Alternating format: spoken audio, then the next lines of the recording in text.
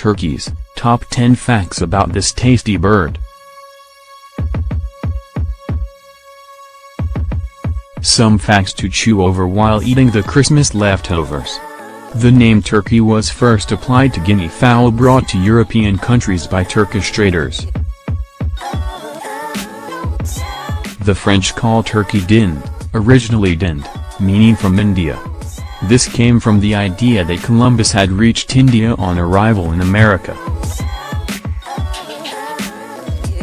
More turkey is consumed per capita in Israel than in any other country. The US and Canada come second and third.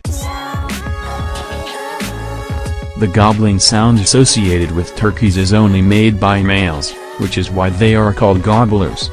Females are hens, babies are poults. Male and female turkeys have different shaped droppings. Males are spirals, females are J-shaped.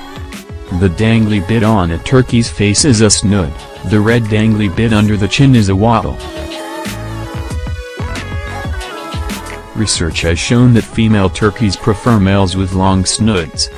The phrase cold turkey for sudden drug withdrawal symptoms was first used in 1921.